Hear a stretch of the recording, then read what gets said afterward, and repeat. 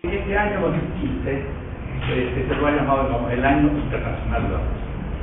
Y en todo el mundo, digamos, en todas las universidades y en todas las facultades se están dando charlas justamente relacionadas con la luz. Nosotros en particular somos el departamento de física.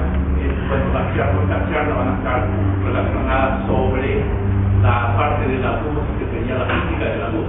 Pero bueno, hay otra parte de ingeniería, otros sectores en la cual la luz se la puede considerar, se la puede trabajar de diferentes maneras. También este tema de sobre el azul del cielo, hay un libro de versión electrónica que está en internet y que lo escribí el año pasado. Sobre, si ustedes ponen ahí el color del cielo o el color del cielo y mi apellido que es Belti, WLTI, ustedes van a encontrarse ahí, porque quien lo tiene es Tecnoedu, que es una empresa, bueno, hay varias versiones, pero Tecnoedu es una que tiene libro y ustedes pueden bajarlo. Son alrededor de 4 a 5 megas, una cosa bastante pequeña. En el libro va a estar esencialmente, digamos acá el libro, ¿cómo se va? Esencialmente lo que nosotros vamos a desarrollar en esta charla.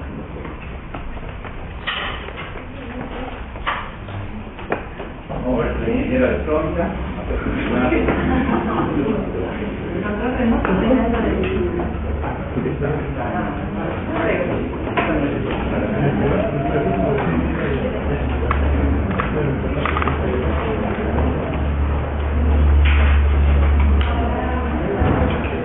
Bueno, realmente las tres charlas que nos vamos a dar nosotros están interconectadas, porque nosotros acá vamos a tocar, sin duda, para dar una concepción del azul del cielo, algo de la física, pero va a ser tratada mucho mejor en la charla sobre la física de los colores, y donde se va a insistir también sobre algo muy interesante que la espectroscopía. ¿Cómo se va a ver? Ahí tengo una...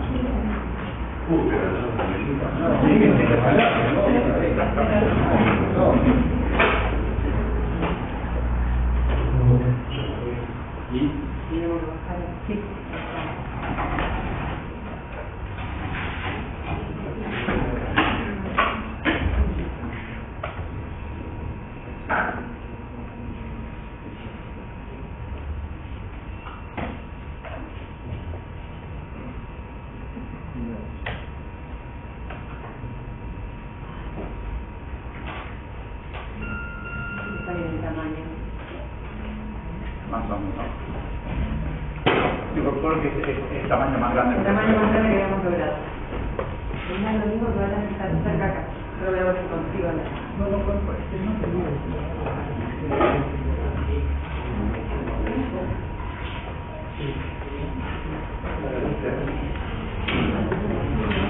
Bueno, vamos a ver, se alcanza a ver porque es el cuadro más grande que podemos conseguir.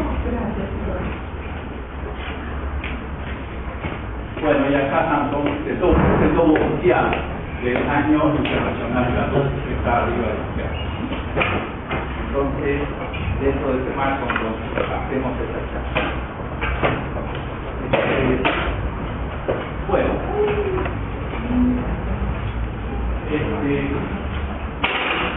siempre, digamos, podemos distinguir de estos objetos que están luminosos, aquellos que emiten sol y aquellos que reflejan la luz.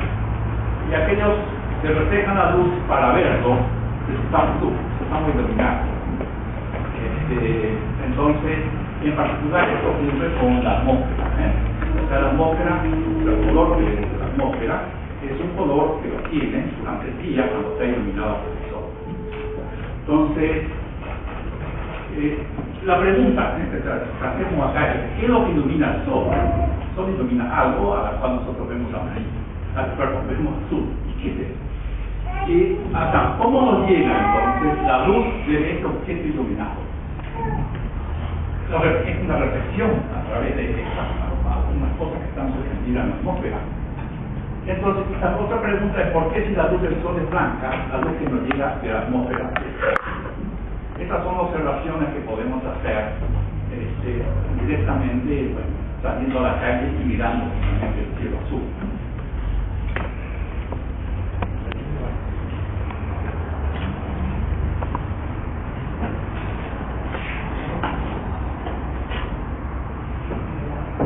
Perdón, un segundito que quiero ver si puedo conectar el remoto.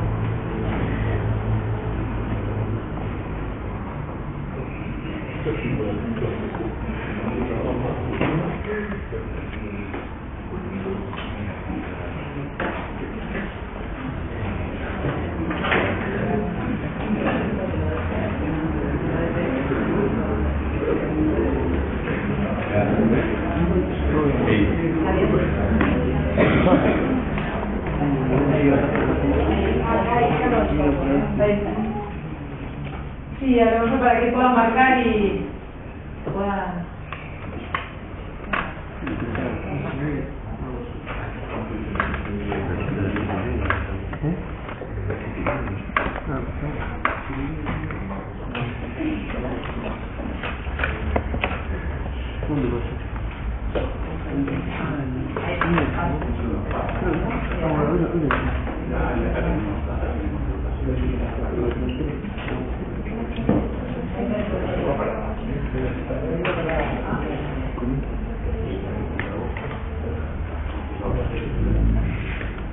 Bueno,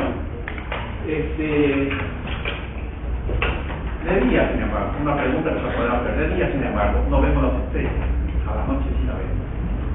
Esta constatación, o sea, ver el cielo negro, las estrellas, muestra que esta capa, este pequeño velo que tiene la Tierra, lo que llamamos atmósfera, es una capa muy fina y bastante transparente, no totalmente transparente, sino bastante transparente.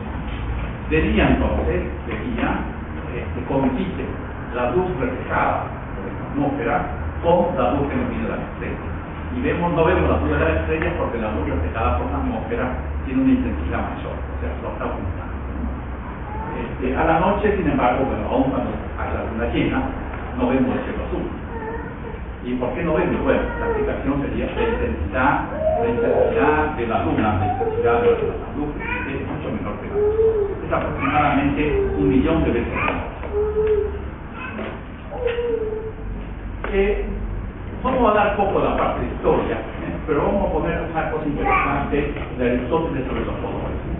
Aristóteles a los colores los clasificaban especialmente, digamos, de que eran blanco y negro y combinación de blanco y negro. O sea, los colores son combinación de blanco. Los colores más claros, amarillo, tienen poco negro, mucho blanco.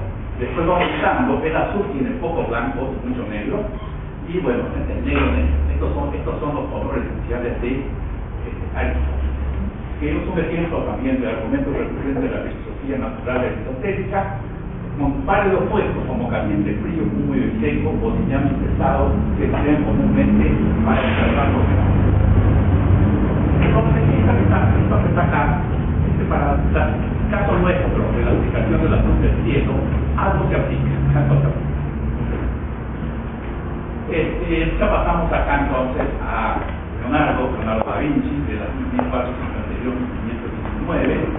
Entonces estaba interesado sobre el color del cielo y el color de los objetos también, porque estaba interesado en la perspectiva de ella cuando estaba formando. Lo que comenta entonces, Leonardo da Vinci, es que los objetos que están alejados se ven de color más azulado. ¿Y por qué? Bueno, porque entre el objeto alejado y nosotros hay una capa de atmósfera bastante grande, y esa capa de atmósfera entonces produce este color azul,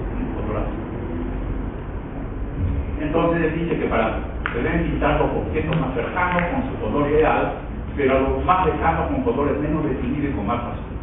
Por lo que si están 5 veces más secos, se deben hacer 5 veces más azul.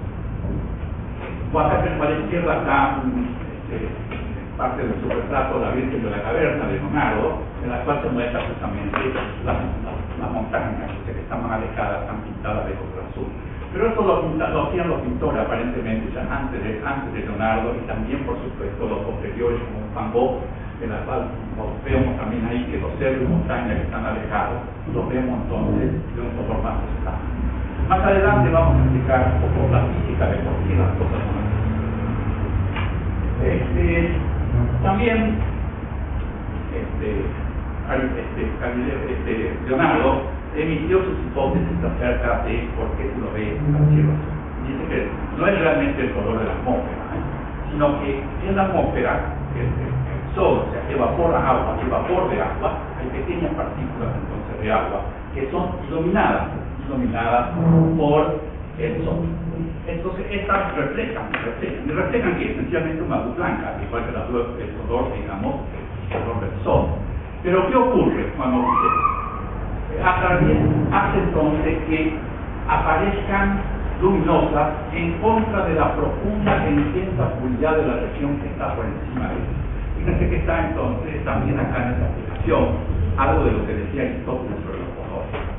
Realmente es entonces alguna luz blanca que dispersan, que reflejan las pequeñas gotitas de agua o vapores de agua, y nosotros vemos esto blanco, pero detrás está entonces el cielo negro.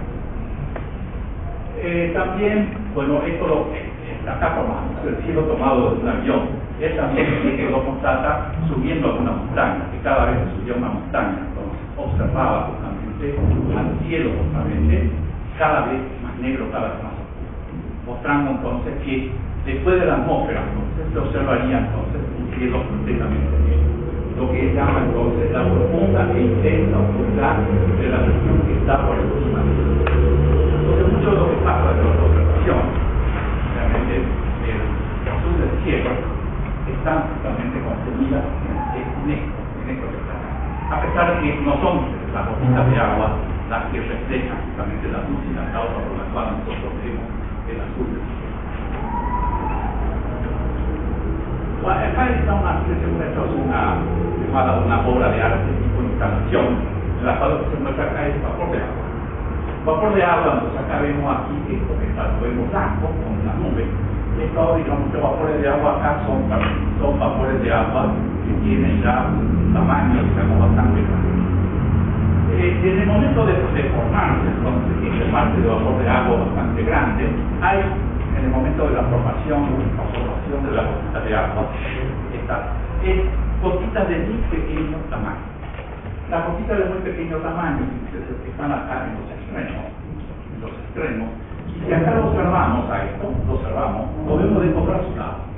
O sea que tenemos acá lo que decía entonces Leonardo da Vinci, y también lo que decía Aristóteles, que entonces está el color acá, con el fondo negro, se lo ve así.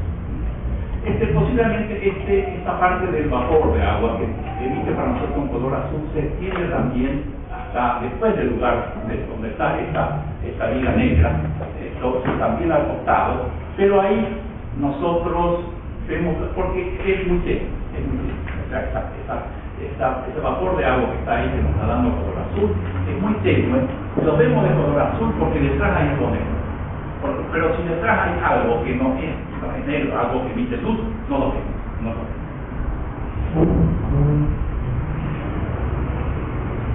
Bueno, pues acá están muchas de las explicaciones que se han dado, los griegos, Leonardo da Vinci, que el azul del cielo se debe entonces a partículas suspendidas en el aire o bien al aire mismo.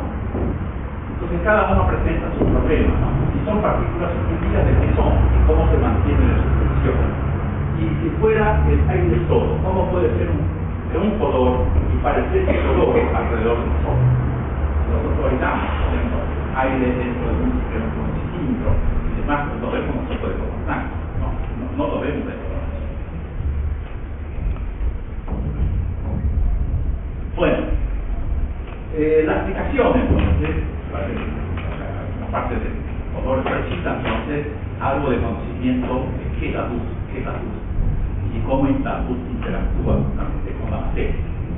Entonces vamos a desarrollar un poquito las primeras teorías sobre la luz y cómo con ellas han explicado los colores y en particular el azul del cielo.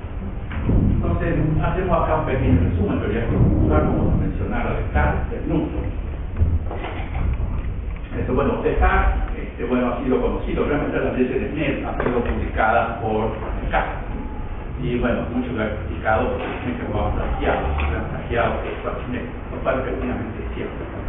Lo que escribió la ley de Snell y no mencionó que era Snell, lo escribió. Después algunos lo explicaban y decían, bueno, que realmente no era esa su intención, sino que él lo reescribía, pero bajo una nueva filosofía, o sea, que no era un plan, no era un plan. De todas maneras, él ha hecho algo diferente ya de lo que ha hecho aquí. En él hablaba de la relación entre los senos de estos ángulos, de velocidades con la cual se propaga en el aire y en el agua. Aquí, para explicar la refracción, suponiendo que la luz son corpúsculos, este es un problema interesante. Yo recuerdo cuando esto lo había visto en los cursos de mecánica hace mucho tiempo, siendo alumno acá de la facultad. Un problema interesante debería ser qué pasa cuando una partícula entra justamente en el agua medio. Y en particular suponiendo que en esta interfaz de agua-aire existía entonces una fuerza que atraía la partícula hacia el interior del agua. Porque fíjense, estos son partículas, estos corpúsculos, estos son partículas. Sabemos nosotros, por la ley de energía, que el rayo se refracta acercándose a la normal. Ahora, para que esto ocurra cuando estos sean partículas, entonces, ¿qué es la velocidad? La velocidad perpendicular de la interfaz tiene que aumentar, mientras que la velocidad paralela se disminuye. La conclusión entonces, ¿cuál es? Que la velocidad del agua es mayor que la velocidad del agua. Está bueno, Descartes, incluso decía, bueno, me causa una cierta sorpresa, porque así por después se encontraba la explicación. Incluso Newton, porque Newton también trabajó con la teoría corpuscular, también hacía una explicaba esto, difícil de entender, y también Descartes explica los colores. La explicación de los colores es muy interesante porque habla de los corpúsculos, son corpúsculos, y los corpúsculos se mueven sin ningún movimiento de rotación. Entonces, esto nos llega y nosotros observamos cambios. Pero los corpúsculos pueden empezar a rotar. ¿Y cuando rotan? Y bueno, por ejemplo, cuando estos corpúsculos entran de un medio a otro medio. Esto, digamos, es la propia ilustración de Descartes. Entonces, fíjense lo que le pasa a este corpúsculo. Los corpúsculos están interactuando superficialmente con estos corpúsculos que ya están entrando en este elemento. Y supóngase que acá se mueven entonces más lentamente y acá se mueven más rápidamente. Entonces, a través de la superficie, esta entonces le da un movimiento del tipo de rotación y esta partícula comienza a entrar. Pero esto que aplicamos sobre esta partícula se aplica sobre todas también, ¿no? Metiendo centros en el interior del agua. Entonces, a partir de este movimiento de rotación adquieren colores. Y entonces adquieren colores, bueno, los que más rotan más son de color rojo, y los que rotan menos son de color azul, Entonces, la luz es lo que pensaba que nos llega toda la Tierra, y la atmósfera es una atmósfera que está limpia, hay pocas partículas las cuales pueden interactuar, los cúpulos en rotación. Nosotros vemos que hay pocas, se rotan muy poco y nosotros vemos entonces de color azul.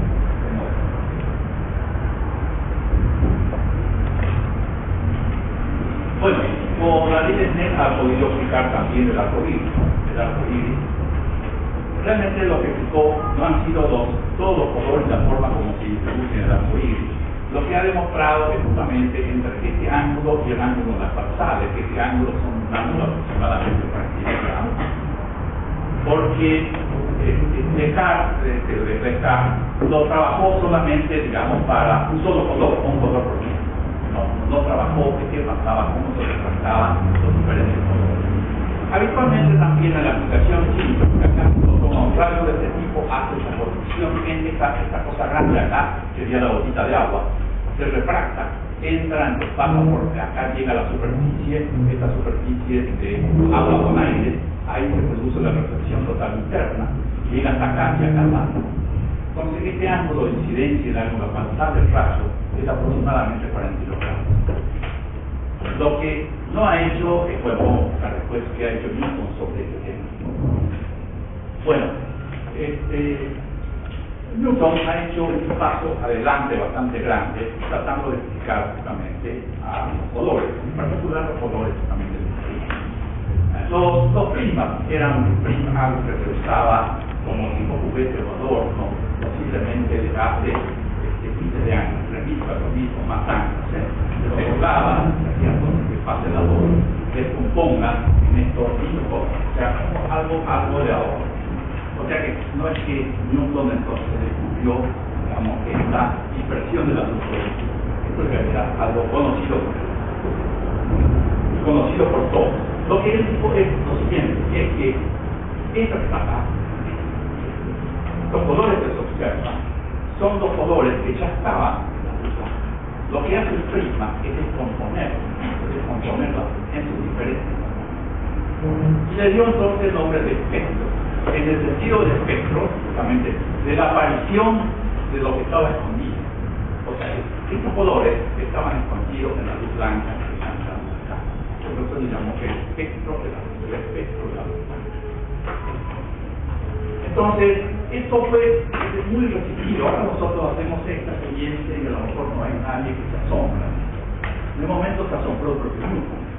Se asombró también mucha gente para ver. ¿Cómo puede ser que en la luz blanca existan colores como rojo, azul, verde, que son colores mucho más oscuros, y sin embargo, si se juntan todos los blancos? Esto es algo difícil de entender. Y eso explicar y decir así es difícil de entender, pero es lo que pasa. Lo que pasa con nuestro prisma, lo demostramos experimentalmente, las cosas son así. Bueno, también él ha hablado de los 7 colores, vamos acá, digamos, él ha hecho esta rueda de los colores. Esta rueda de colores que ha hecho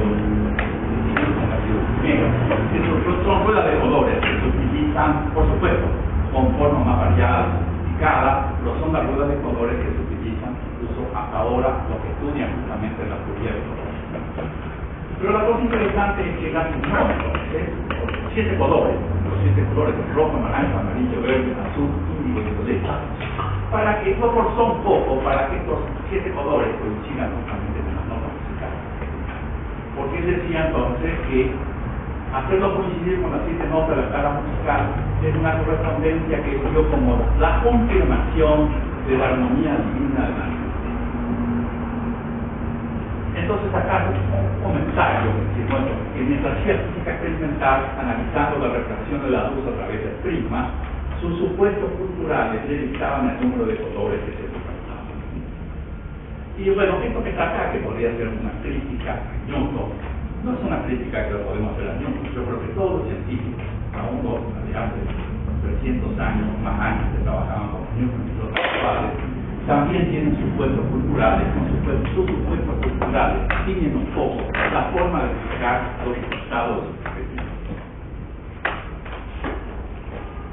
Bueno, acá es muy interesante otra experiencia que he hecho. Este dibujo que está acá es un dibujo que lo ha hecho el propio Newton. Fíjense que hay lugares que están borroneados. Entonces acá está, esta sería una lente, es su habitación, que lo ha hecho totalmente oscura, es un pequeño edificio, una ventana, de ahí pasaba el sol, entonces acá con esta lente, aquí conseguía una imagen sobre esta pantalla, una imagen del edificio. Y ahora interpuso el prisma. El prisma lo que hace, bueno, refracta la luz. Pero refracta la luz y los diferentes colores de diferentes maneras. Primero acá tenemos el color rojo y terminamos con el rojo y terminamos con el rojo. Pero la otra experiencia que hizo es una experiencia muy interesante. Esto dice que lo demoró cuando fue a comprar su primer prisma a un mercado que había en la zona donde él estaba estudiando. Esto se parece que tenía poca plata con un solo. Entonces, con un solo prisma no podía hacer esta experiencia. Y bueno, al otro año hubo una epidemia, entonces se nos hizo una feria anual donde vendían prisma. Esperó otro año más, entonces fue y compró el otro prisma. Y con el otro prisma, ¿qué es lo que hizo? Bueno, acá en la pantalla, donde se veían todos los colores, hizo un agujero, en la cual, por ejemplo, hacía pasar solamente la cosa. Ponía el prisma. Y al poner el prisma, entonces veía que se trataba, pero no sabía más de la diferencia. Entonces, él lo menciona acá, en esta página, acá dice, en la fila superior a la reunión con escribió. nec variante lux fractal color. La luz refractada no cambia su color. Y este tipo de color él llamó entonces colores homogéneos. Porque él sabía entonces, bueno, lo que nosotros ahora podemos llamar luz armónica o la luz porque es una sola longitud de onda. Porque él sabía de eso, que había luces en las cuales no eran homogéneas, que se presentaban en la naturaleza, que eran luces que eran combinación de diferentes colores. Bueno, él trabajó con anillos de Newton, con bombas de jabón circulares y también con bombas de jabón en plano, en la cual él, por ejemplo, veía que estos colores, él sabía que estos colores no son colores, todos estos colores son mezclas de colores. Lo más interesante, bueno, habitualmente la pompa de jabón como hace experiencia, pero explicar qué colores se ven cuando uno lo ilumina con luz blanca no es una cosa así. Hay que saber un poco de teoría de colores para ver los colores, porque uno lo que hace, habiendo de interferencia, sabe los colores que no se reflejan, que tienen interferencia destructiva, sabe los colores que pasan, pero nunca es un color puro, son siempre varios colores. Entonces hay el primer azul que aparece acá, Newton lo llamó azul de primer orden. Y dice que, bueno, el azul de primer orden, el azul que aparecía justo por debajo de la mancha negra. O sea, vamos a ver, la mancha negra acá, cuando podemos ahora interpretar por qué se observa, porque ahí el ancho de la pompa de jabón es realmente muy pequeña. Entonces la luz que se reflejaba en la primera capa, y la segunda, la que se reflejaba acá, entonces, se reflejaban con una diferencia de fase de 180 grados. Entonces, al hacer esta diferencia de fase de 180 grados, esta que tenía una diferencia de camino, que era prácticamente cero, se superponía y me daba exactamente una luz sistémica. Lo podemos observar con una pompa de jabón y ver que la pompa de jabón, a medida que pasa el tiempo, se hace entonces más finita acá y por gravedad entonces se va haciendo más ancha para abajo. Y por eso, por esa diferencia de tamaño que hay acá, vemos el grosor que tiene la pompa de jabón y el hecho de que cambie entonces su espesor. Porque si hacemos una lámina de espesor uniforme, no vemos esta variedad de colores.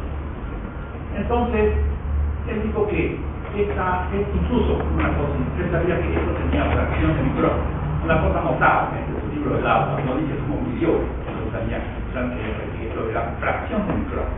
Está el espesor de la pompa de jabón, donde se producía esta reflexión y daba este color azul. Posiblemente, no lo explica cómo lo hizo, pero en su anillo de Newton, él posiblemente ha hecho más que una medida, ha hecho una cuenta de tipo teórica. Él ha puesto apoyado una lente de un radio bastante grande sobre una superficie que era plana.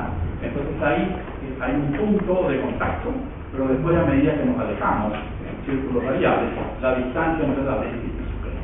O sea, crece de cero a adelante. Entonces, matemáticamente se puede calcular cuál es la distancia que hay entre el espejo esférico y el espejo plano. Y entonces tratar de hacer una correspondencia entre esa distancia y los colores que veía en su espejo.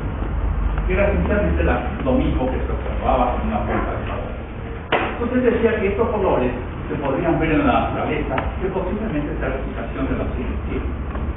Ahí no con una pompa de jabón, sino decía que los vapores de agua, cuando se formaban vapores de agua, al principio son vapores de agua que tienen un diámetro muy pequeño.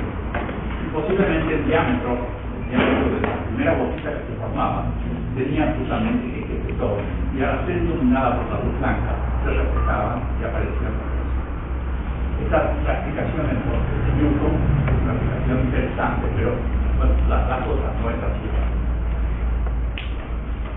Bueno, además de la teoría particular, tenemos entonces acá la teoría ondulatoria de la luz. Vamos a ver qué pudo aportar la teoría ondulatoria de la luz, la explicación de la luz. Acá ponemos algunos de los que han participado en la teoría ondulatoria: Huygens, Young y Schmidt. Bueno, esta, digamos, es el grupo común, con la cual se analiza entonces con la cual aparece la teoría ondulatoria, entonces con la teoría de Huygens y con su principio de construcción de Huygens. de cómo se explica entonces la refracción. Este tipo de demostraciones son demostraciones realmente muy interesantes, porque la física que está metida acá adentro es una física que incluso es una física actual, digamos, la parte de Newton. O sea, Feynman cuando hace su electrodinámica cuántica, lo menciona y dice que muchas ideas ha sacado de la idea física. Pero acá, en esta demostración, sin embargo, no lo vamos a ver acá, pero aquí, para que el rayo se refracte, como cuando entra en el aire al agua y se acerca a la normal, la velocidad en el agua tiene que ser menor. O sea que es totalmente opuesta a la teoría corpuscular, que para explicar de cómo se refracta la luz que pasa del aire al agua, se tiene que suponer que la mayor óptica. Esto fue aproximadamente en 1650 que pudo haber hecho Huygens justamente esta deducción. Y bueno, totalmente contradictorio, pero ¿qué ocurría? Bueno, no se podía medir, entonces, ¿cómo medir la velocidad de la luz, incluso en la Tierra? La única medición en esta época de la velocidad de la luz era la velocidad de la luz que ha hecho Römer, que Römer lo ha hecho justamente en un laboratorio astronómico. Ha considerado entonces al planeta Io, que daba vuelta alrededor de Júpiter, entonces, y cómo se observaba eso, el periodo de Io en la Tierra, y se veían anomalías, variaciones en ese periodo. Depende de dónde uno estaba, medía entonces ese periodo, entonces las cosas le daban las cosas diferentes. Habitualmente, la demostración, lamentablemente, de cómo Römer llegó a su fórmula para explicar esta anomalía, se conoce poco y las explicaciones son realmente muy malas, no se entienden, pero es a través del efecto Doppler. O sea, Römer, para explicar esto, aplicó Doppler.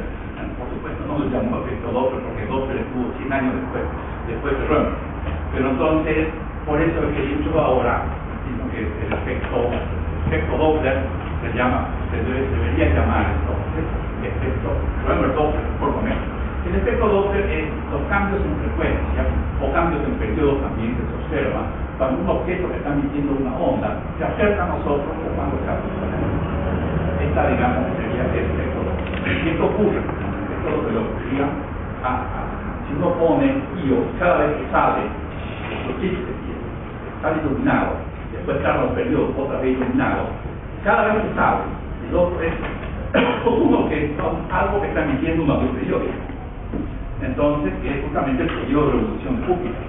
Ahora, la Tierra no se acerca, la Tierra en algunos casos se acerca a Júpiter y en otros casos se aleja.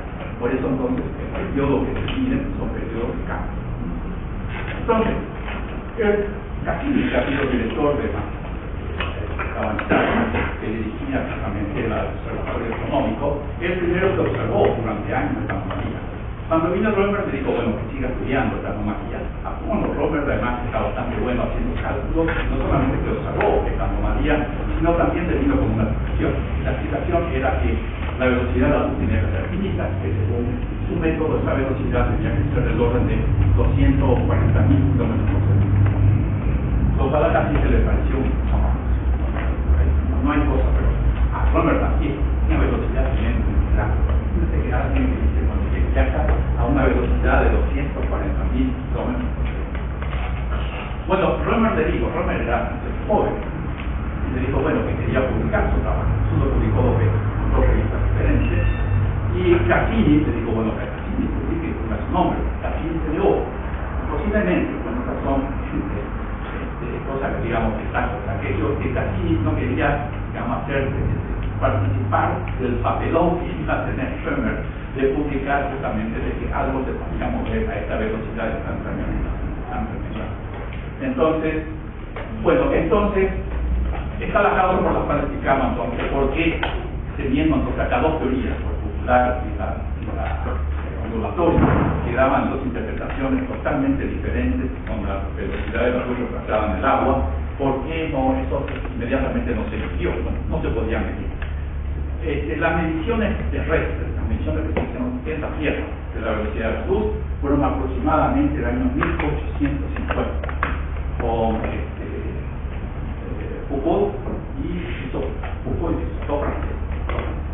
Y además que le hizo medir, acabó, le hizo medir, no porque le interesaba la velocidad, por supuesto le interesaba, pero le interesaba que disminuya la velocidad de luz del agua, porque quería ver justamente si se podía mostrar entonces cuál de las teorías era la teoría correcta, si la fórmula o la Eso lo hizo Foucault y en 1850 y mostró entonces que la velocidad de la luz era menor. Bueno, para Foucault, por otra vacuna, hay otros que quedaron todavía con la teoría particular, pero fue una de las experiencias decisivas. Bueno, Young ha trabajado los fenómenos de interferencia para que las ondas podían interferir. O sea, dos ondas, por ejemplo, ondas en el agua, que sus máximos coinciden cuando llegan a un cierto punto, se superponen y dan todo lo que se llama una interferencia positiva. Las ondas tienen mayor amplitud. Y si llegan en la oposición de fase, o sea, con una media longitud de onda en el espacio diferente, entonces la superposición esto, digamos, ha sido el primer trabajo de Young, el que primero posiblemente ha cruzado a esto en forma matemática. La historia de Young, que ha tenido mucha contribución interesante a la física, Young, sin embargo, ha sido médico. Pero es cuando en su tesis de medicina ha trabajado sobre el tema de el batido. El batido, como que escucha ruido. ¿Por qué el batido escucha ruido? ¿Qué es lo que pasa? Entonces hizo superposición de ondas, Y algo interesante es lo siguiente. La forma de dibujar esas ondas, así, no era frecuente. Las funciones sinusoidales y las funciones, bueno, eran conocidas de antes, pero no se practicaban, no había gráfica. Recién el año 1750 o 1770 salió la primera gráfica de una función sinusoidal, la primera vez. Precisamente Young haya sido el que más trabajó sobre ese tema, debió a buscar el batido, y el que más sabía en su época, que daba entonces la superposición de ondas altas. Explicar el batido y explicar también los fenómenos de interferencia. Bueno, esto que está acá es de su propio libro, que le enseñaba en Inglaterra, generalmente para ingenieros, esto era un curso de hidráulica, en la cual lo que hacía era tirar entonces dos piedras, él decía tirar dos piedras en un estanque.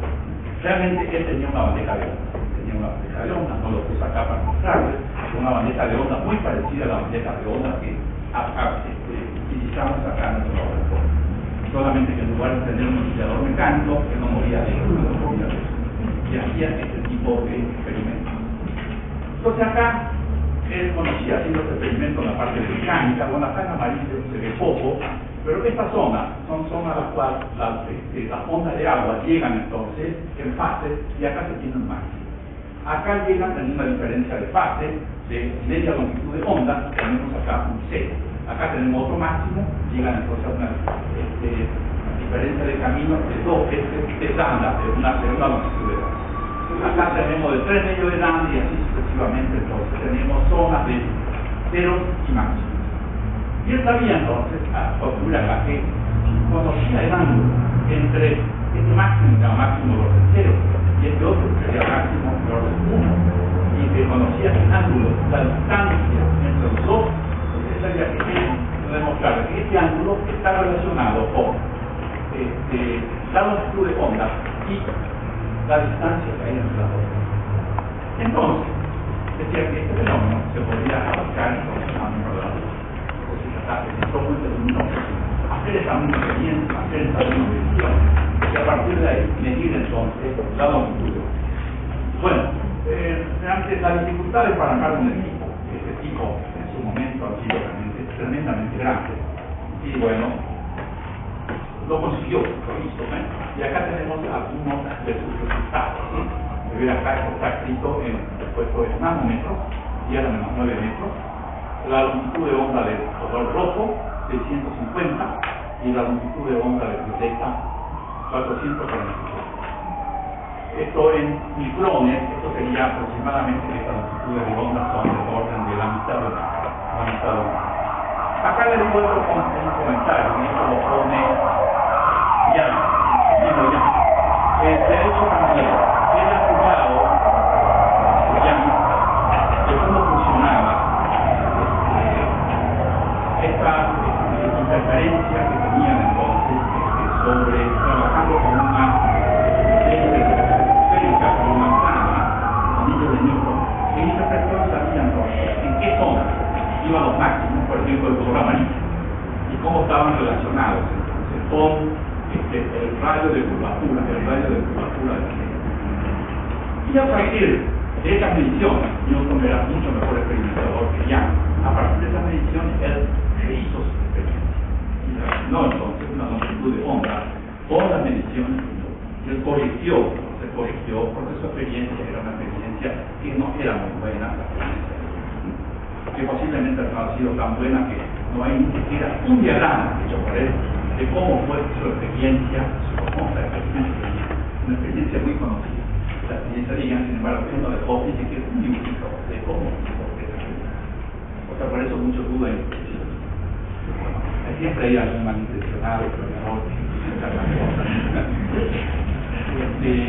bueno, y la conversa, bueno, ¿qué aportó acá con esto la teoría de la forma? Fíjense que entonces la luz entonces está caracterizada para cada calor en una longitud de onda.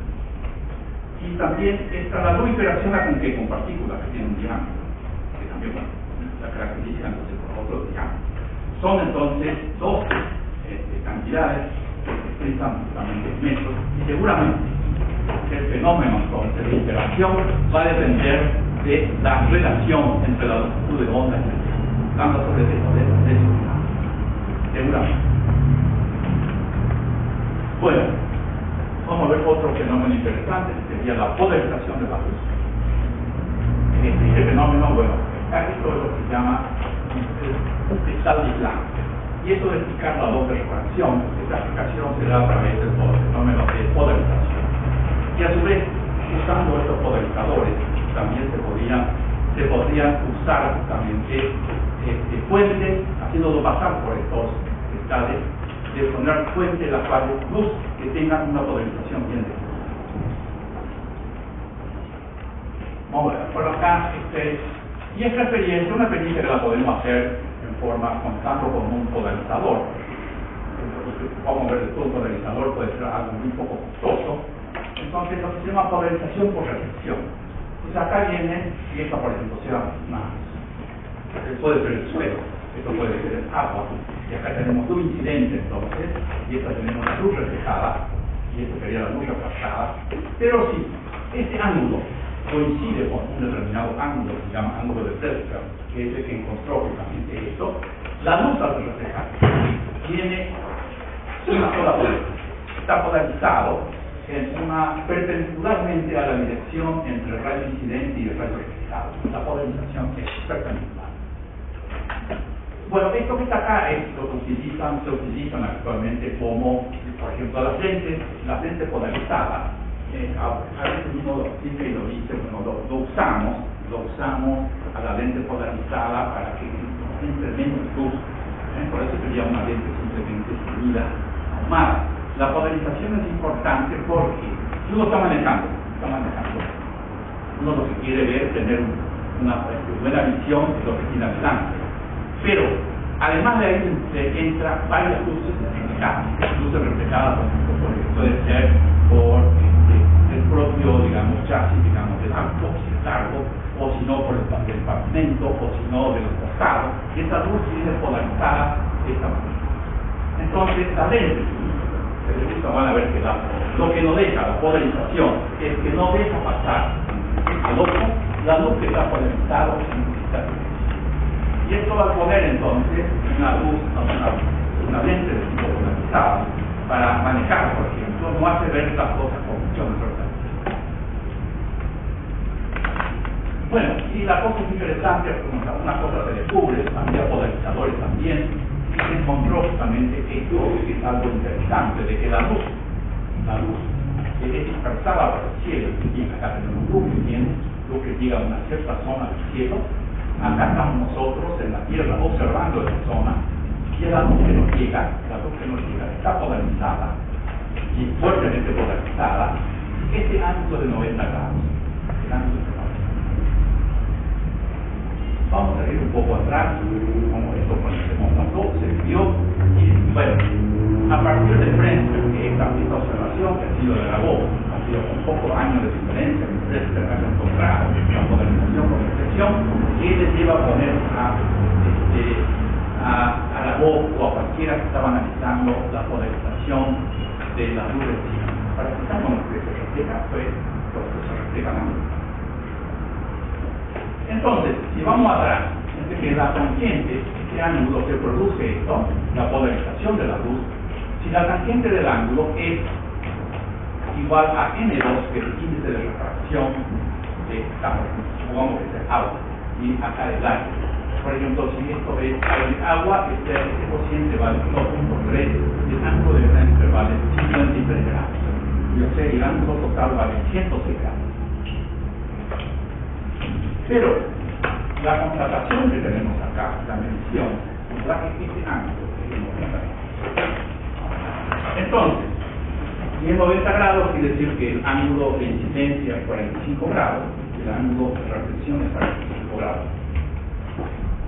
Bueno, si hacemos esto, si el ángulo es 45 grados, vamos a tener entonces que la tangente del ángulo de frente es 1. Entonces, si la polarización, la luz que nos llega del cielo, porque se refleja nada, por ejemplo, una gotita de agua, las otras no van, porque acá le da que N2 es igual a una reflexión de aire sobre aire, o sea que no va. Entonces, bueno, tenemos entonces, además no saber por qué, si es azul, tenemos otro enigma, que bueno, ¿por qué tenemos esta polarización? Podría ser una experiencia que lo pueden hacer ustedes con un polarizador, sino con una lente polarizada web, ¿no es cierto? Porque a veces la lente que le venden que no está polarizada. Entonces, si ustedes observan el cielo, pueden observar entonces este color se transforma en el cielo.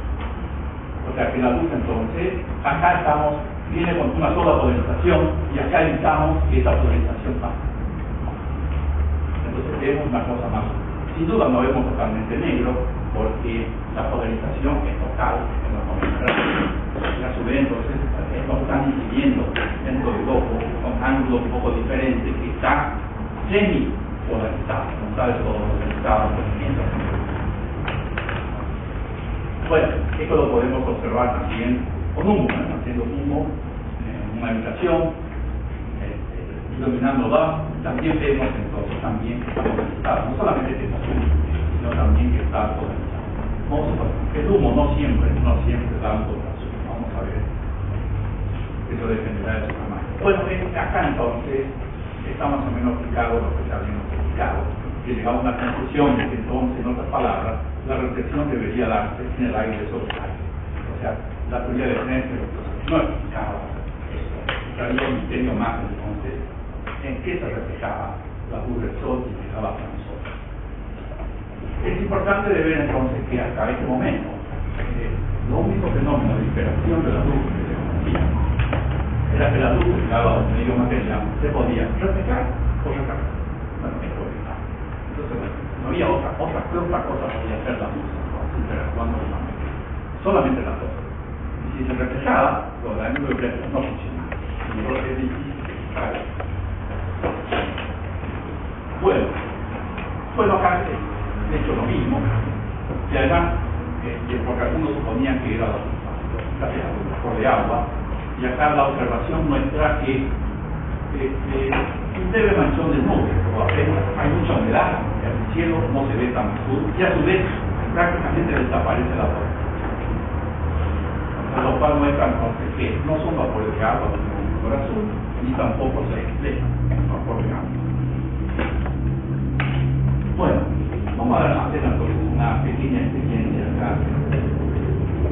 Esta para ver entonces acá el cielo una botella que son los experimentos de química. Vamos a hacer rápidamente la experiencia.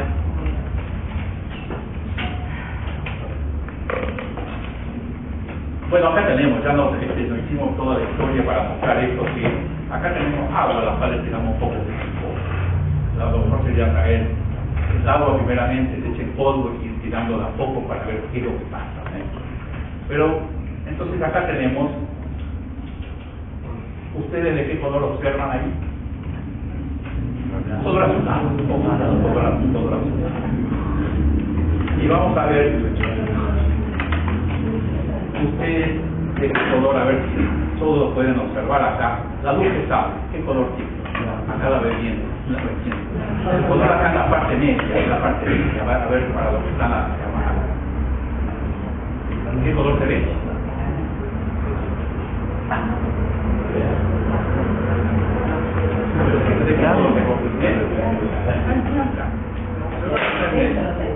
Centro.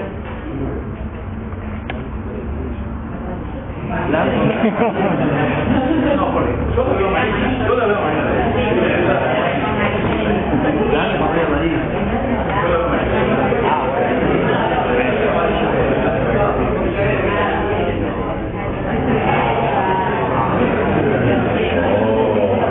Acá también tenemos un color amarillo. Bueno, esto sería un resumen de cómo explicaba, digamos, Tyndall, pero vamos a ver que su experimento era un poquito más diferente, claro. La parte del cielo azul, ¿eh? Acá tiraba entonces, vamos a ver cómo hacemos esto. Tiramos leche en polvo. La leche en polvo está constituido de proteínas de un tamaño bastante pequeño, menor que el atmósfero común, no tan pequeño, pero pequeño. Entonces,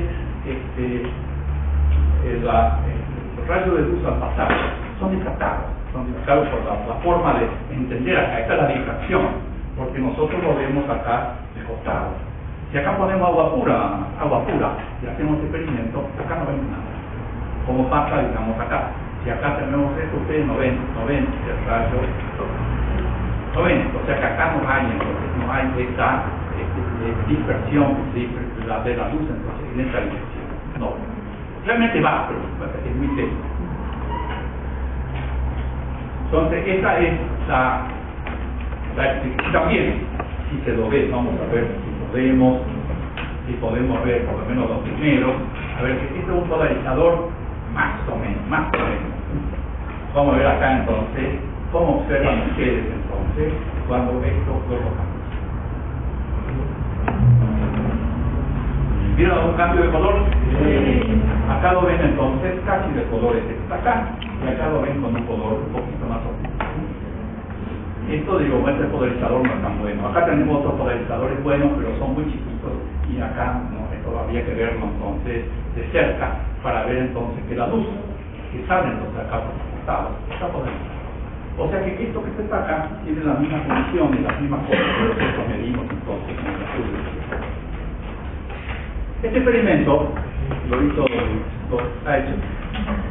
ha hecho Tyndall, pero un experimento en el cual lo que ha usado es un tubo en el cual solamente tenía aire. Es un poco más delicado que esta, y sí le introducía impurezas, le introducía, digamos, gases. De moléculas podemos llamar ahora de moléculas grandes. Y encontraba, bueno, se sabía de que la luz refractada también en forma la refractada, no era la luz formaba en esta dirección, y la dirección tenía un color azul. Y decía, bueno, que era un color azul que era más lindo que los colores, digamos, del azul del cielo occidental. Y mirándolo de este lado, como le miramos nosotros, se veía de color amarillo, se veía de color rojizo. O sea que él decía que estaba simulando entonces el color azul del cielo y también la puesta del sol. Porque cuando el sol se pone, nosotros vemos entonces que la luz está atravesando una cantidad, digamos, de atmósfera bastante grande, va dispersando el azul, y a medida que va dispersando el azul se va quedando con menos azul. Esta es la causa por la cual nosotros acá vemos esto de color amarillo, porque el rayo de luz de la linterna al pasar fue perdiendo el azul que se dispersaba lateralmente, entonces le ha quedado entonces el amarillo o un color de tipo rojizo. Amarillo o rojizo, sobre todo, que era rojo, bueno, si la dispersión, realmente una dispersión bastante grande. Entonces, esta experiencia lo ha hecho entonces usando moléculas de agua. ¿Y qué es lo que le ha encontrado? Que si no había impurezas, si el aire era totalmente limpio, no se observaba ningún color azul. No se le observaba ningún color. Entonces él decía, bueno, que Rayleigh no era la responsable del color azul. Y entonces, bueno, trataba de buscar algunos elementos, incluso hablaba de gérmenes, de algo que tendría que haber en la atmósfera, que era la responsable de producir entonces la dispersión de este color azul. Una cosa interesante es que un contemporáneo de esta, el señor Stokes, el teorema de Stokes, también de la teorema de Stokes, se indica sobre todo bastante el magnetismo, y es análisis 3 de la obra de matemáticas 3. Entonces, esto le llamó la atención aquí. Y le dije que se está sacando inferencias sobre una masa de aire bastante pequeña en el interior de su columna, con pequeña aire, y la atmósfera, la cantidad de aire que se tiene es tremendamente grande. O sea, puede ser que la dispersión transversal sea muy pequeña, no se podrá ver en un cubo chico, pero en un espacio tan grande como la atmósfera puede ser pequeña. Bueno, esto realmente tenía razón.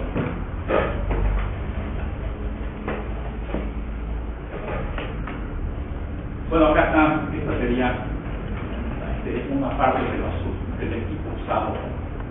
Acá tenemos entonces, usó también algo, esta es una de las primeras lámparas eléctricas de gran potencia que se construyó en el mundo. Entonces, bueno, pudo actuar de eso. Y acá tenía como esta era un tubo de vidrio transparente. Acá entonces, a la cantidad del rayo de luz, acá se veía entonces un color de tipo amarillento o rosado, y acá al costado se veía azul. Y acá tenía una serie de equipos entonces con la cual podíamos producir impurezas. Bueno, gran parte entonces de esto ya lo hemos comentado.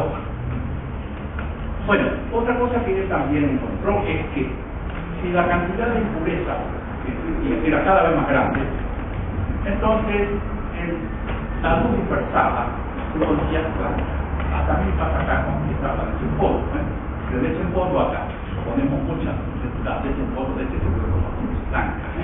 Se encontraba que esto entonces se volvía de color blanco.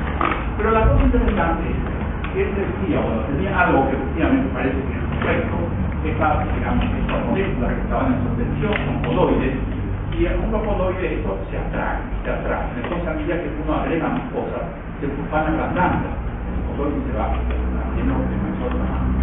Entonces la explicación digo es, entonces al principio son muy chiquitos. ¿Y qué decía muy chiquitos? Tiene un diámetro mucho menor que la longitud de onda. Entonces, la luz entonces se veía azul. Pero si el diámetro sería comparable o mayor, se ve blanco. Cuando esta observación experimental es realmente correcta, vamos a ver cómo se llegó a notar que esto es correcto.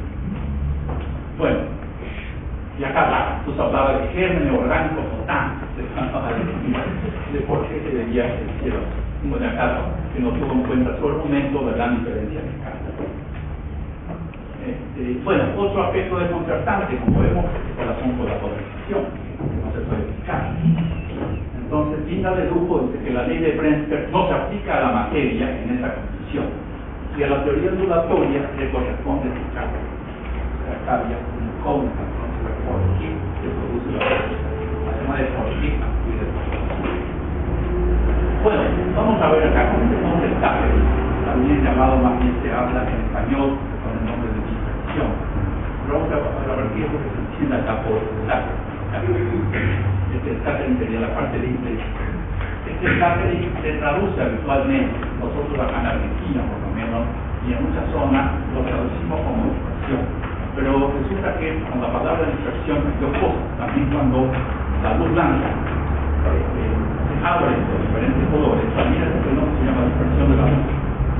Esa dispersión de la luz no tiene nada que ver con esa dispersión acá. Pero bueno, acá tenemos pues, un problema de lenguaje, de vocabulario. Porque los españoles propusieron darle a este fenómeno, partimiento. Pero el partimiento no se va. Parece que suena feo el nombre de Dios.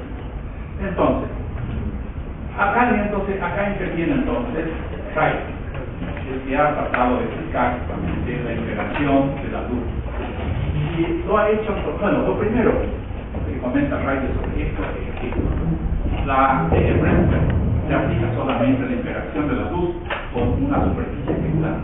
Entonces, algo que, o un espejo, el espejo es plano, pero el espejo también puede ser circular, uno se puede mirar y ver su reflexión, o sea que, pero solamente que está deformado.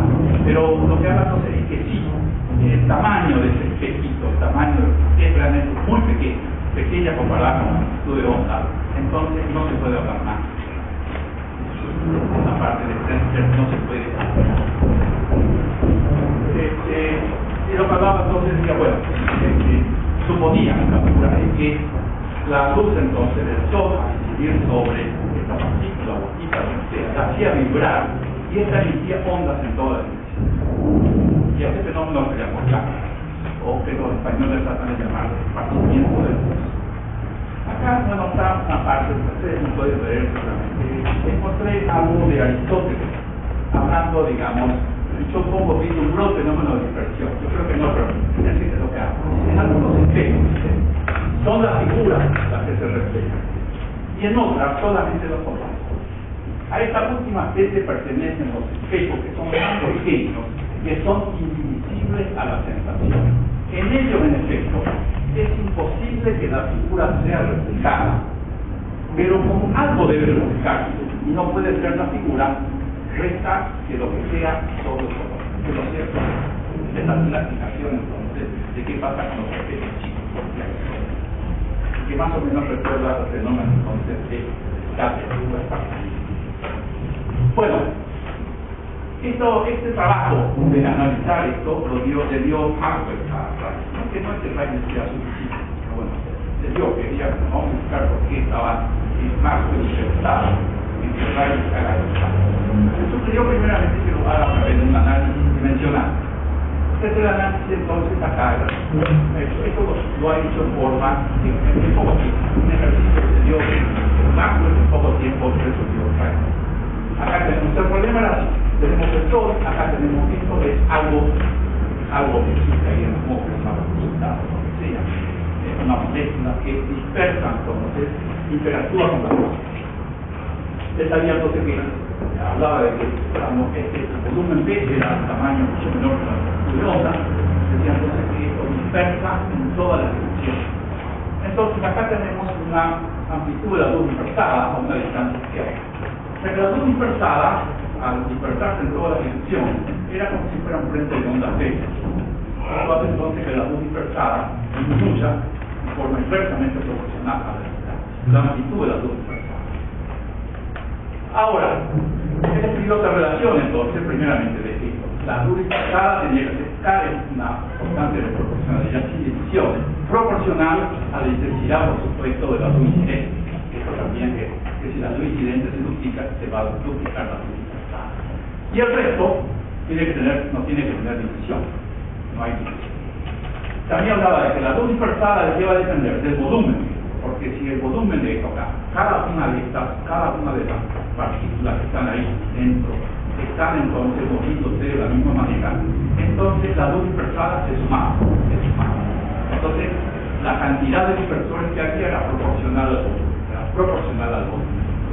Como debe ser inversamente proporcional a R, entonces esto que se quedaba, volumen sobre R, volumen metro cúbico, R metro, pasaba por en el denominador algo que tenga entonces dimensiones de metro cuadrado.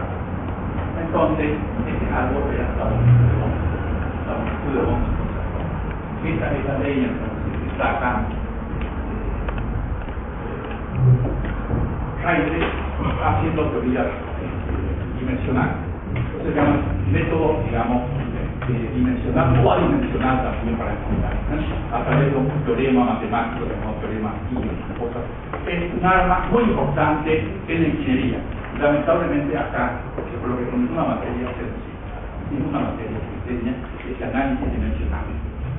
Y la intensidad es proporcional a la amplitud de la onda dispersada. Entonces acá la ley que la intensidad de la onda dispersada proporcional a la intensidad de la onda incidente, proporcional a la V al cuadrado e inversamente proporcional a la longitud de la onda al cuadrado. Entonces acá tenemos una primera explicación entonces de por qué el cielo se que la luz, este objeto que dispersa, si es pequeño comparado con la longitud de onda, no dispersa a todas las longitudes de onda de la luz. Dispersa mucho más a las longitudes de onda cortas, que son las celestes y azul, y dispersa mucho menos a las rojas que tienen longitud de onda más grande. Acá está, entonces, la densidad dispersada, la longitud de onda del rojo, la longitud de onda del violeta, la longitud de onda. Esto está entonces que son la longitud de onda violeta, la longitud de roja, inversamente proporcional, por eso acá aparece luz roja, la longitud de onda roja violeta, esto es del orden de 7.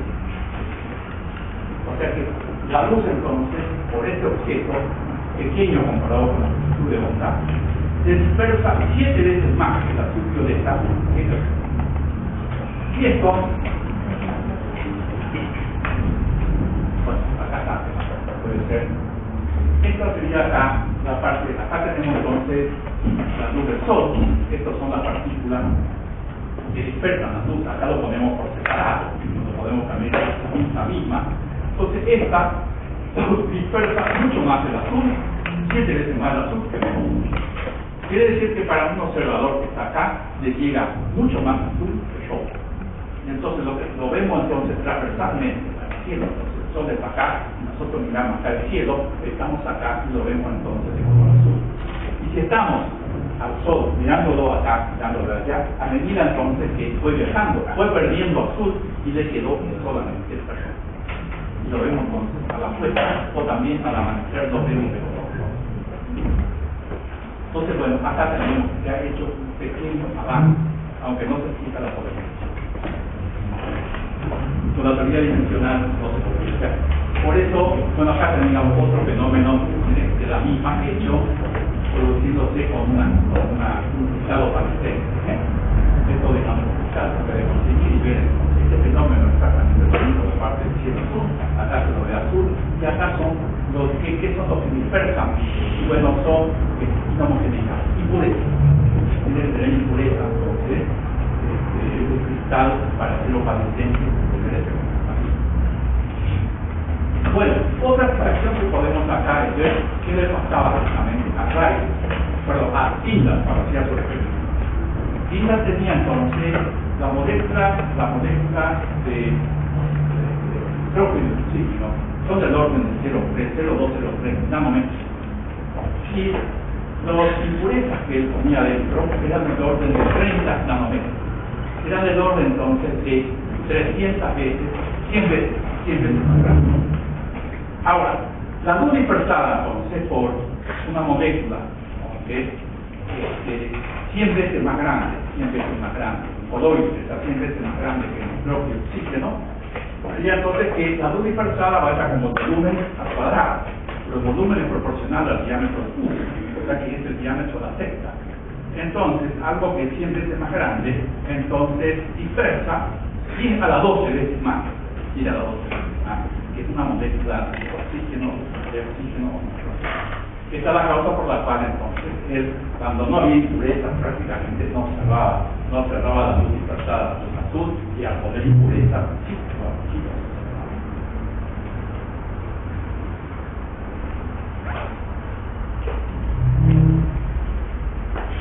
Bueno, esto es el tiempo.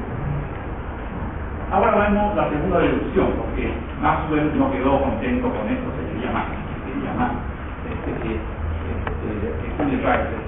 Y vamos a ver por qué Maxwell estaba interesado de ver cómo interactuaba la luz con la atmósfera. Maxwell era un atomista, o sea, le diría justamente que los átomos existían, las moléculas también. Y la mayoría de los físicos en ese momento decían que era una hipótesis fuerte, ya que en el siglo XIX la física estaba dominada por la termodinámica, una teoría puramente macroscópica y que explicaba todo con unos pocos postulados macroscópicos, y se explicaba y tenía realmente una ciencia muy linda, muy bonita. Y bueno, Maxwell ha sido el primero, digamos, a trabajar con la teoría de sinergia. Maxwell suponía justamente que la partícula estaba formada por átomos o moléculas que se movían, y las daban entonces la velocidad media, la velocidad cuadrática media de la partícula, partícula, la fluctuación, pero bueno, los otros físicos decían, bueno, esto es un divertimento máximo, se sabe calcular poco, se divierte haciendo eso, y explica un poco algunos fenómenos de la fusión y más, pero no tiene nada que ver con la física. Pero bueno, esta duración. Hablemos una cosa que se midió en la parte del número Avogadro. El número Avogadro apareció también a mediados del siglo XIX. El número Avogadro, esencialmente podemos decir que es el número de moléculas que hay en un determinado volumen. Pero el número Avogadro, se pone entonces, se habla de mol, número Avogadro por mol. Y el mol sería la masa, digamos, la masa modal de una partícula, o sea, cuánto vale, digamos, peso atómico pesado en gramos. Por ejemplo, un gramo, el hidrógeno tenía un gramo y el oxígeno 12, entonces 12 gramos de oxígeno y un gramo de hidrógeno tenían la misma cantidad de partículas, pero era el número de Avogadro, que también era una definición. Pero ya Maxwell comenzó a hacer, ya tenía que ir por abajo, mediciones del número de Avogadro. Y él quería hacer mediciones del número de Avogadro aplicando la mayor cantidad de diversidad de fenómenos físicos, porque si todo llegaba al mismo número, entonces si hablamos del número de partículas que tiene un modo, un determinado volumen, porque la partícula es física, y la podemos medir de diferentes maneras. Entonces él quería utilizar estos problemas de la atenuación de la luz del sol, por ejemplo, la atmósfera, a medida que se propagaban, cómo se iban atenuando, para poder relacionar esa atenuación a qué se debía.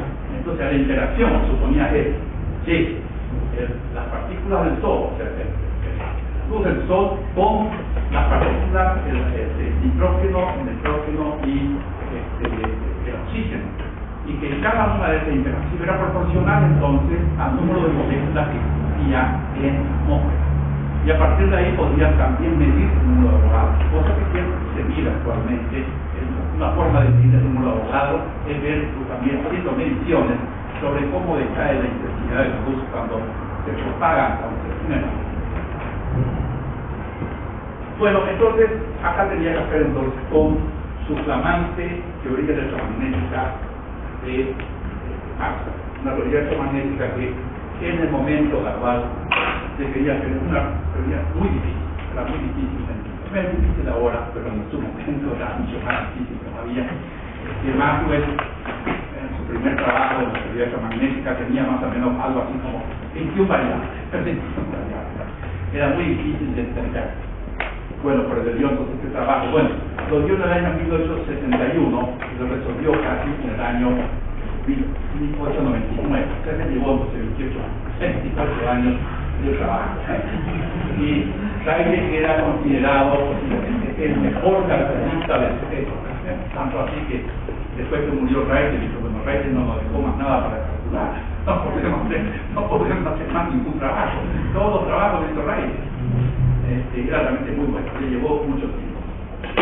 Bueno, en la nueva deducción, esta dependencia entonces como dispersa de la intensidad, como dispersa de longitud de las partes y demás, es exactamente lo mismo.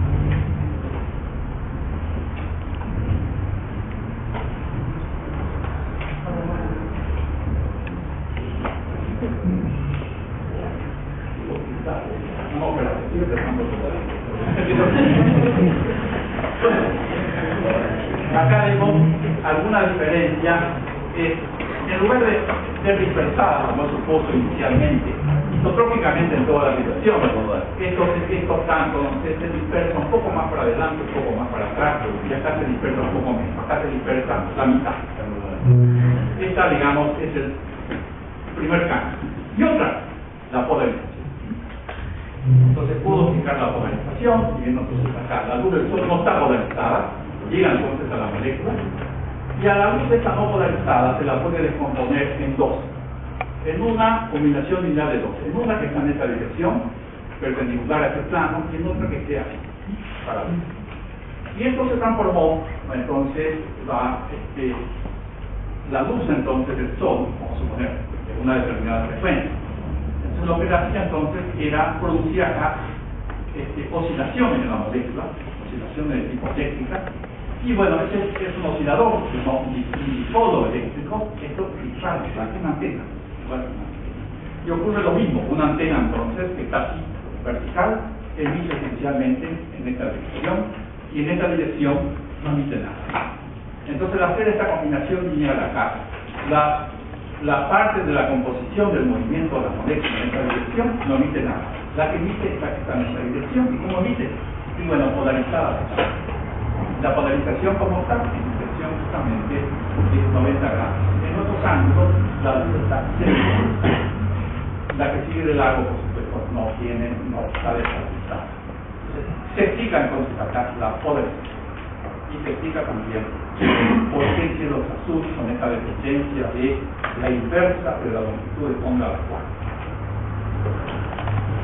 Bueno, fíjense que acá entonces, a través de Rayleigh, ahora el scattering, que fue lo último de descubrir, la interacción de las luces con la materia, con la molécula, ese es el fenómeno fundamental.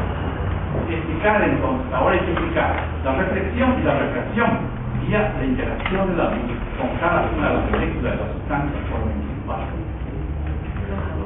Entonces, la luz entonces que viene hace entonces que cada una de estas moléculas se evitan, y lo que uno está en un punto P, lo que ve entonces es la combinación lineal de la luz que le llega entonces en toda esta dirección.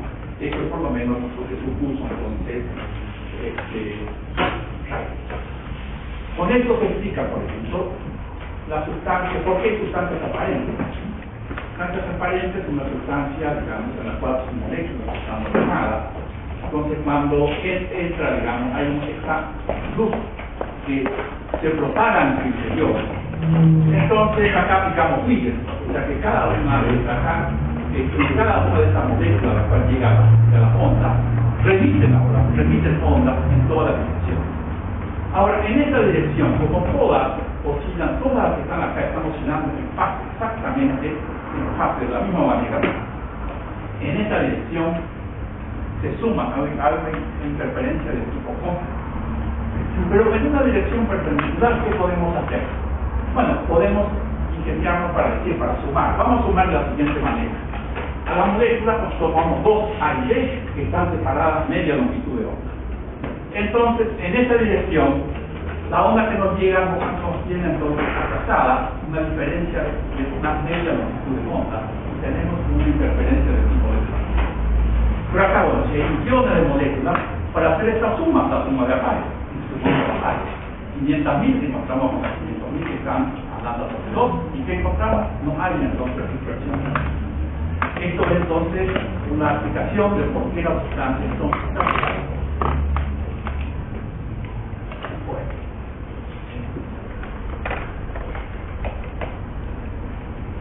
Bueno, ¿qué es lo que Rayleigh supuso entonces? ¿Por qué?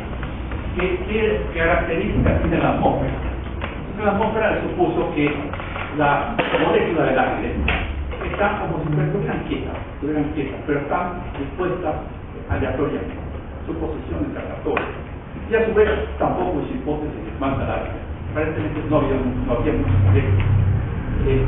Entonces, esta es la causa por la cual entonces no se producía esta interferencia de tipo de luz. Entonces, como estaban ordenados entonces al azar, la intensidad de la luz dispersada en forma transversal era la suma de las intensidades que dispersaba cada una de ellas. Bueno, esto que está acá tuvo una entonces seguramente criticada por Mandelstam, que es el más famoso, pero hay por muchos, porque ya ha llegado a esta altura, 1907, se podía medir entonces medición sobre la cantidad, la densidad entonces del aire, por ejemplo, a 5.000 de altura. Entonces se podía calcular en un cubito separado de una longitud de onda, o sea, más o menos medio micrón, un cubito entonces de volumen 0,5 micrones al cubo, cuántas moléculas de aire había. La molécula da promedio 1 millón de moléculas. Quiere decir que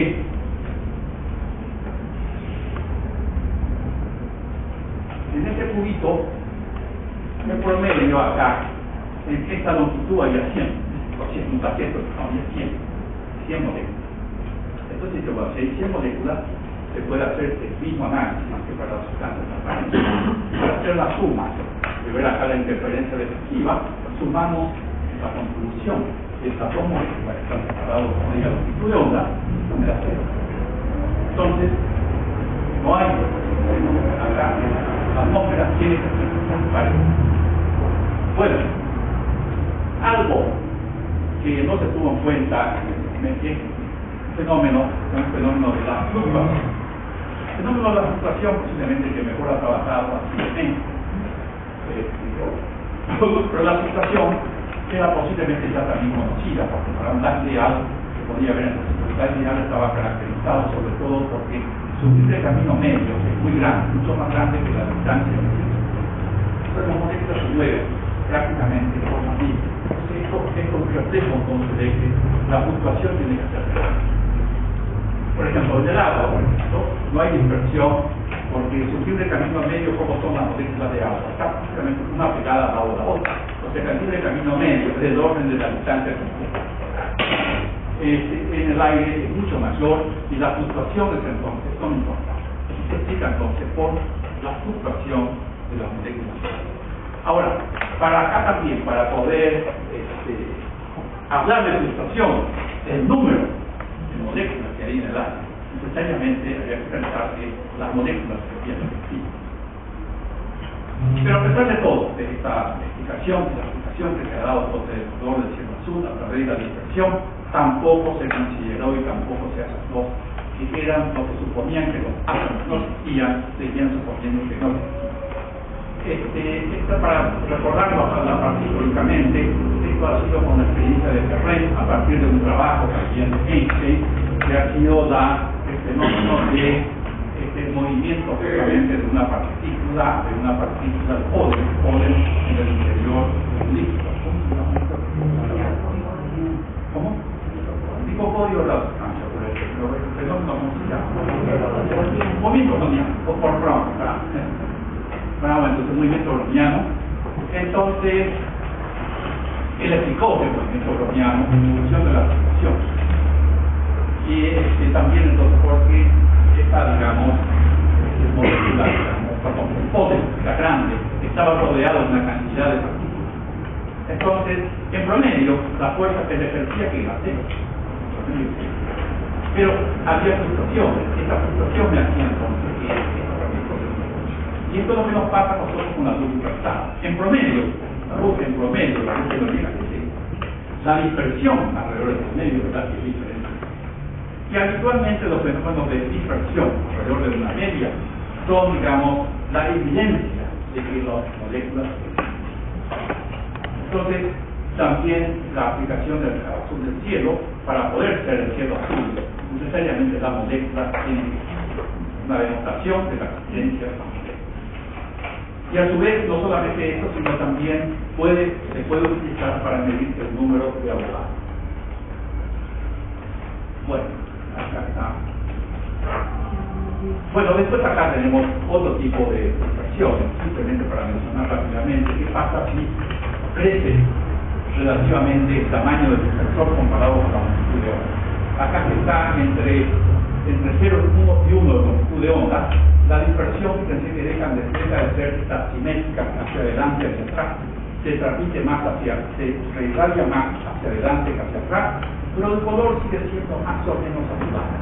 Pero aquí, cuando esto ya es mayor que la longitud de onda, se dispersa de esa manera, más en esta dirección adelante que la dirección de atrás, pero se dispersa todos los colores de la misma manera, y se lo ve entonces blanco.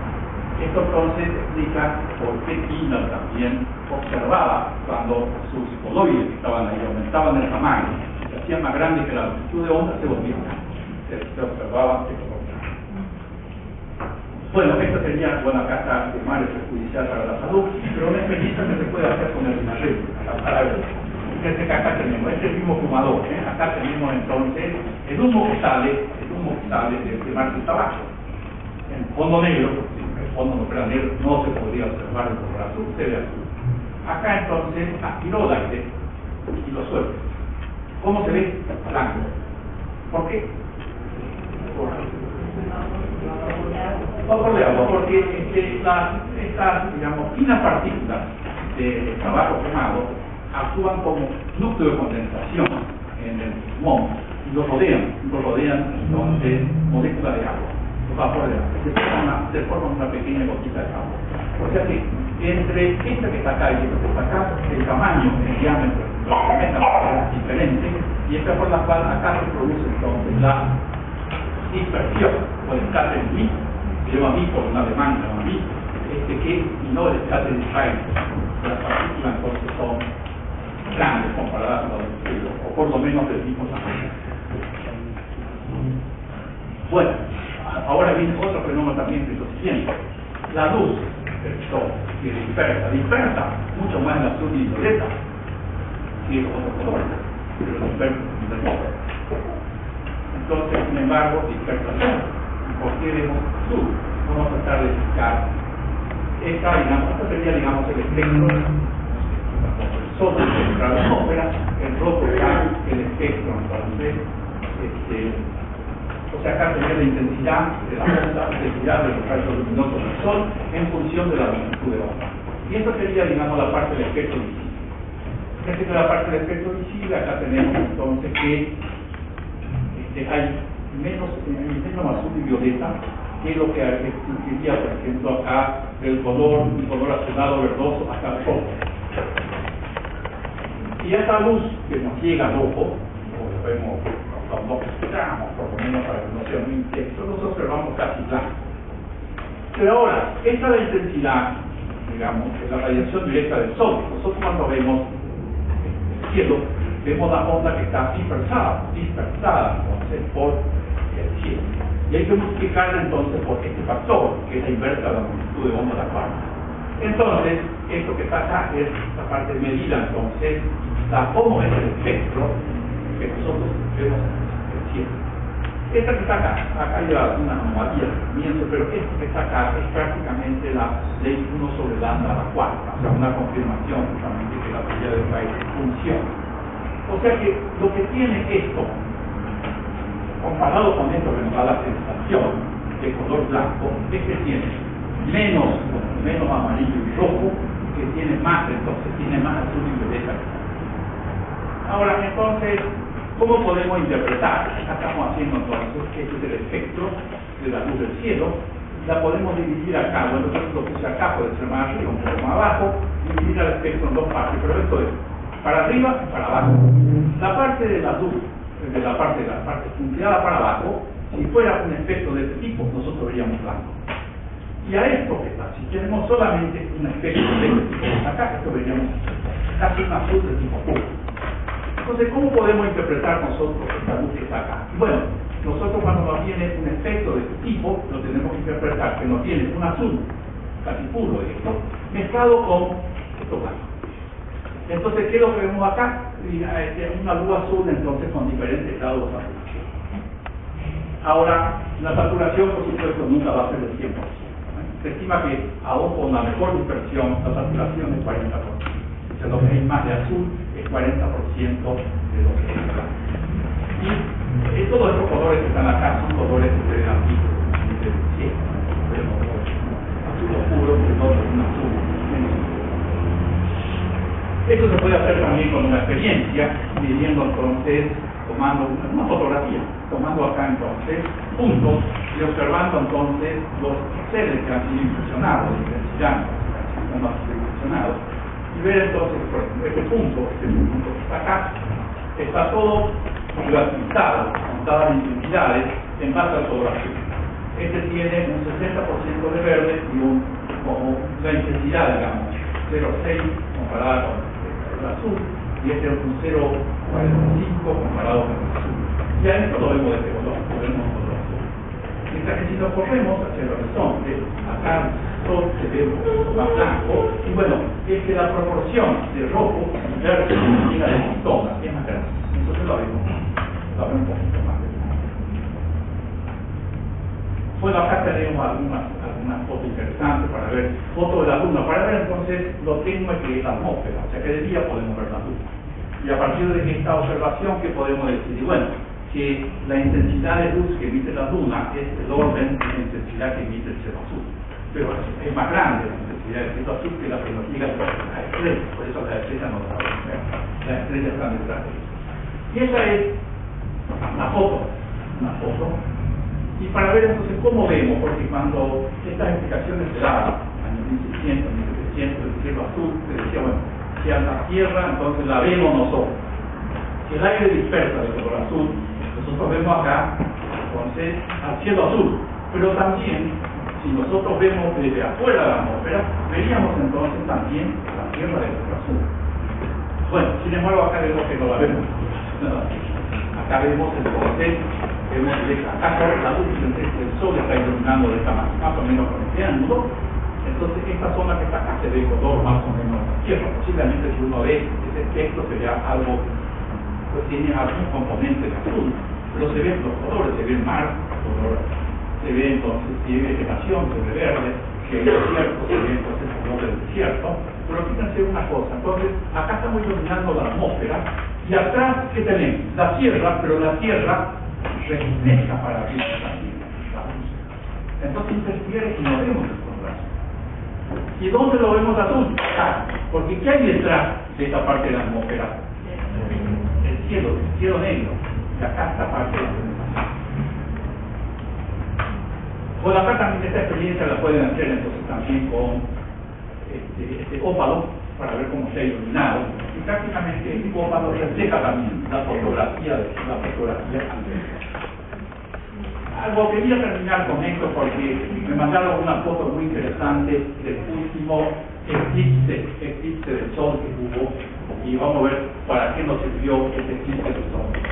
Algo que se observa, lo puedo observar a ustedes, es que en un día que está totalmente azul, el horizonte que se observa se lo ve blanco, se lo ve más blanco, pero un azul muy tenue, casi blanco, si decimos blanco es exagerado, pero hagan la observación y traten de mirar esto. Entonces, la explicación que se da en muchos libros es qué ocurre, digamos, lo que nos viene de acá, fíjense que lo que está es más o menos ahí, sería de esta parte del cielo, estaría más o menos a 100 kilómetros. O sea, el horizonte, fíjense, nosotros estamos a 2 metros de altura, el horizonte, nosotros vemos el horizonte debe estar no más de 8 kilómetros, o 7, ahí termina el kilómetro, o sea que estamos viendo la línea del horizonte, por ejemplo, del mar, está a 7 kilómetros. Está cerca, ¿no? Y uno cree que ve hasta mucho más, está a 7 kilómetros. Ahora, esta parte, la que vemos del cielo, el vemos blanco, está por encima del horizonte, entonces seguramente estamos observando parte de la atmósfera que incluso está a 50 o 100 kilómetros de distancia. O sea, no es como acá, que digamos acá arriba, estamos viendo la atmósfera tiene solamente 10 kilómetros. Acá tenemos la luz entonces que está atravesando una capa que tiene 100 kilómetros para llegar hasta nosotros. Entonces, muchas aplicaciones dicen que lo que ocurre ahora, como la luz que está acá, que ha sido emitida, es que tiene escapes múltiples. O sea que, digamos, la luz se ha dispersado varias veces. Entonces la luz que viene pierde su rumbo, pierde como rumbo. Va al azul de forma transversal acá, pero esa luz azul que fue transversal agarró otra molécula acá que se dispersó, o sea que ese azul se dispersa más en la dirección transversal, ese azul vuelve a venir en esa dirección. Y si hay varias entonces de este escape de dispersión, finalmente hay una mezcla de todos los colores. Entonces, aparentemente, muchos lo ponen como la explicación de por qué se da. Otra explicación es la siguiente. Entonces, que la luz, esta es la zona lejana, de esta parte, acá, lejos, acá. Entonces, dispersa la luz, y esa luz que nos va a llegar de cada lado. Nosotros estamos acá. Esta viaja entonces muchos kilómetros hasta llegar. Entonces va perdiendo azul y está volviendo roja, después de roja. Pero, ante este rojo que está acá, hay también luz que llega a esta zona de la atmósfera, que está más cerca de nosotros, y acá se dispersa, y esta luz dominada por el azul, se dispersa más. Entonces, lo que viene lejos, que perdió el azul y es casi rojo, más lo que está cerca, y es una luz que es fuertemente dispersada, que es azul, esta combinación del azul más rojo, nosotros observamos en los A ver, ¿cuándo podemos ver esto que está acá? Bueno, en un eclipse. Porque en un eclipse, ¿qué ocurre en el eclipse? Si nosotros estamos justo en la zona, digamos, de la punta, la zona, lo que vemos oscuro es justamente esta zona. O sea, la luz cercana es la que observamos. Porque está justamente tapada, ahí no llega debido justamente al eclipse. Entonces, no hay esta contribución de la luz combinada entonces por el azul, y que nos va a quedar solamente este y se va a observar como rojo. Bueno, esta es entonces una foto tomada acá, justamente de la zona pasada, la zona de Alcibiades, la zona de la penumbra, con la zona entonces acá que está iluminada por el sol, y acá como vemos el horizonte, blanco. Y acá como vemos el horizonte, pues amarillo. Entonces esto es que la segunda aplicación, la simple, es la recta. Acá no hay escáter múltiple, porque si hubiera escáter múltiple, el escáter múltiple también tendría que cumplirse para la luz que viene de este color, porque acá de esta zona. Bueno, y esto es digamos una foto sacada de un avión que de eclipse que estuvo en Noruega, hace poco tiempo, hace años. Y esto es algo de un eclipse de Nairobi, que nos vi hace mucho tiempo atrás, que se ve también, se ve ahí, el horizonte también de esos rayos. Bueno, de esta manera, estoy aplicando acá lo de la Tierra vista del espacio exterior, los colores de la puesta del sol. Fíjense que la puesta del sol o la salida puede ser bien de color amarillo, como veíamos acá, en un color rojizo. Si ya pierde entonces algo de azul, se ve amarillo. Pero si ya pierde el amarillo, se dispersa cada vez más en lo que decía su sol. O sea que acá esta es una atmósfera entonces que dispersó mucho más. Y eso puede ser causa de que haya entonces aerosoles o algo que se quemó, erupción volcánica.